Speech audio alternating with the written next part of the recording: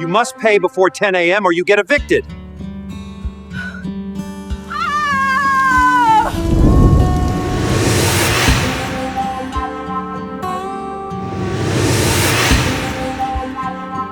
Let me help you. You can't help me. Nobody ever helped me. You are hereby sentenced. Where do you go when you're by yourself?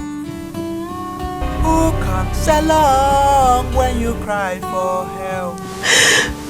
I know I can't change the past, but as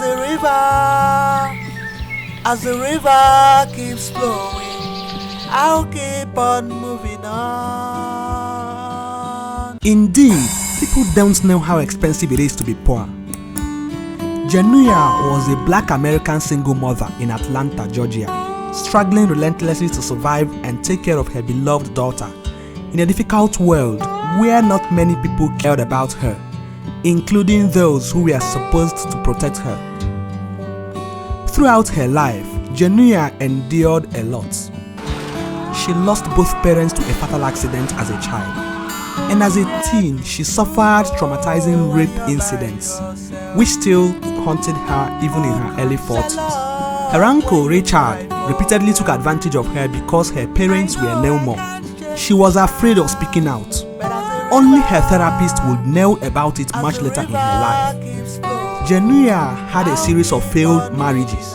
Her first husband loved her so much, but developed a terminal illness and died before she had her daughter, Aria. Her second husband abused her physically and emotionally, and she had to use the exit door. The third man who wanted to marry her called off their marital plans 2 hours before their wedding, after he learned she already had failed marriages and a daughter. I'm so sorry, but I can't go through with this wedding. No, not again. Devastated, Genuia went back to work in her uncle's grocery store, where she used to work before she got married to her first husband. Her uncle wanted to continue abusing her sexually, but she boldly resisted him. In retaliation, Richard punished her for every little mistake, even when she was not at fault. On one occasion, he ordered her to clean up the mess on the floor after a customer threw a bottle at her for doing the right thing by refusing to accept a WIC card for a non-eligible item.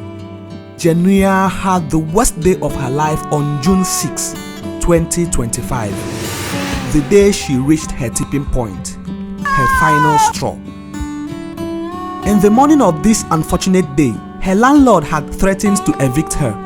You must pay before 10 a.m. or you get evicted. The landlord continued, "Of course, if you don't want to ever pay again, you know what to do." On several occasions, her landlord had offered to waive her rent in exchange for her body, an offer she rejected as many times as it was made. At work, while she was still cleaning out the mess on the floor, she hallucinated. In her imagination, she received a call from her daughter's school. Social workers from child services were taking her daughter into custody. Her school believed she was not capable of taking care of her daughter. She had not been able to pay $40 for Aria's lunch, the reason for which Aria's teacher mocked her before the entire class. To add salt to her injury, her sickly daughter, who often had seizures, got bruised while trying to bathe herself. While driving back to work, she had her driver's license seized by a racist police officer. She got back to work only to get fired by her boss for coming back late. Richard also refused to give her her final paycheck, promising to mail it to her later. On getting home, Genuia was shocked to find her belongings on the street. She had been evicted from her house. Homeless and childless, Genuia headed for the grocery store to demand her paycheck again. She needed to sort out her bills. While her boss was still being stubborn, 2 armed men came to rob the store. During a struggle, Genuia gallantly disarmed one of the robbers, shot him with his gun, and the other escaped. However, Richard accused her of arranging the robbery because one of the robbers called her by her name, reading from her name tag. Richard's false accusation triggered her hallucinations, and she anxiously shot him dead, taking only her paycheck and some cash. She went straight to the bank to cash the check, but she couldn't cash it because her ID was still with the police. As she tried to open a new account with a fake ID, the cash teller triggered the police alarm and a police officer, Detective Perez, called, promising to help her if she cooperated. Jania, please, you don't have to go through this alone. Let me help you. You can't help me. Nobody ever helped me. In her survivor mode, Jania pulled out a handgun from her jacket. I didn't mean to do this. Something inside of me broke. The manager, Nicole, tried so much to calm her down. Detective Raymond, who was already sympathetic to her, also stepped in over the phone to calm her down. Jania, that officer who threatened you is out of the way now. The FBI is taking over the negotiation, but you're safe with me. You want to kill me? You want to blame me for robbing this bank and I didn't do it? Their conversation was secretly live-streamed by one of the bank tellers, and that attracted protesters who came to sympathize with Jania. Free Jania! Free Jania! Free Jania! Meanwhile, the FBI had already surrounded the bank. Nicole was leading Jania out when she received a call to inform her daughter was dead. She refused to accept the news, instructing her mother to put Aria on life support. She was gently handcuffed by Detective Raymond. She thought she had lost everything: her home, her job, her daughter, and she could also lose her freedom or even her life if found guilty of murder.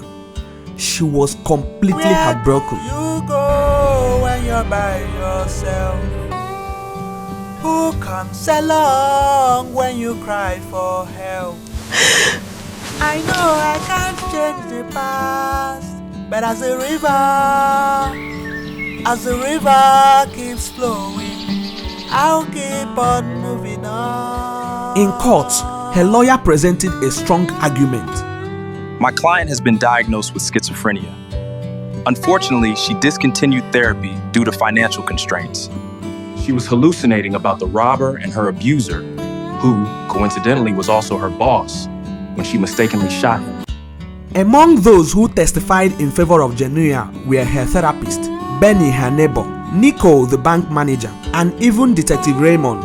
After listening to her defense and consulting the jury, the judge sentenced Jania. The jury and I have found merit in your defense. You are hereby sentenced to state-sponsored premium mental health therapy. This was victory not just for Jania, but for Detective Raymond, who was also a single mom, and for Nicole, Benny, the sympathizing crowd, all single moms, and indeed everyone genuinely going through life challenges. To crown Jania's joy with more joy, she saw her daughter running to hug her. She thought she was hallucinating again, but her mom revealed to her that she had put Aria on life support and she survived. Sympathizers had already taken care of Aria's bills and given her full scholarship up to PhD level. Jania couldn't believe what she just heard. She broke down in tears of joy. At last, my joy is complete. My suffering was not in vain. I can finally see the light at the end of the tunnel. Hope you enjoyed the story. If you did, please like the video and let me know what you think in the comment section below. And don't forget to subscribe for more videos like this. Peace out. Free Jania!